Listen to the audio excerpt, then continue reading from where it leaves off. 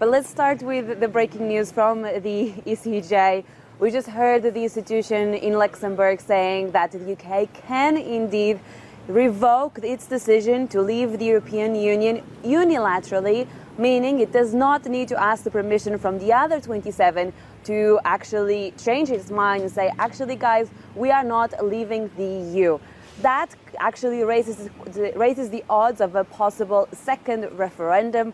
But of course, for now, the focus is in the House of Commons and on the vote on the withdrawal agreement. That 585-page document that states how the UK should leave the European Union in March of next year. And the problem, we know it, there's no consensus. Lawmakers, former ministers said over the weekend that they do not agree with this arrangement, and they asked the Prime Minister to go back to Brussels and ask for something else. Nothing is over until it's over. And it will be, let me put it this way. If the Prime Minister is able to go back to Brussels this week, and say, I'm afraid that the Irish backstop solution that you have come up with is very unpopular, not just with the country, but also with the House of Commons.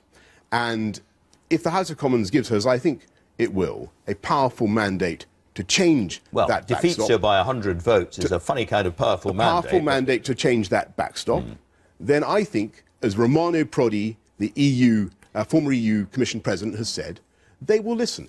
They want this deal to pass because it is incredibly good terms for the EU. It is also a lousy deal for the United Kingdom. And I have had 4.5 months' experience negotiating with the EU, and I think it's very clear they will not want to see no deal.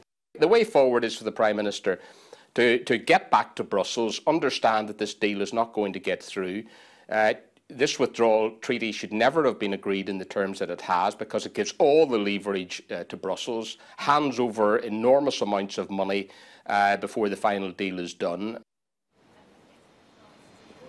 So, amid all of this criticism, the expectation is that the exit agreement will be rejected tomorrow during the vote in the House of Commons, and that, of course, opens a series of possible scenarios.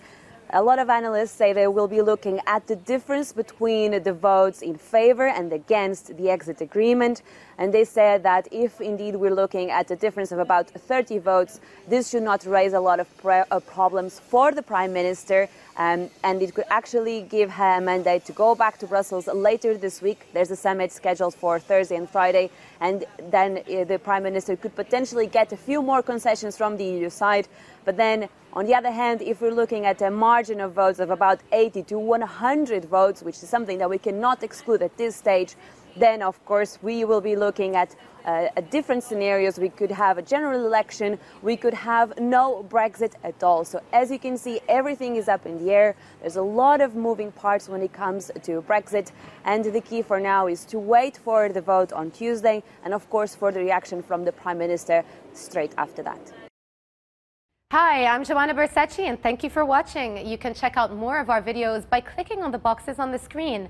And don't forget to subscribe to our channel for more from CNBC International. Thank you for watching.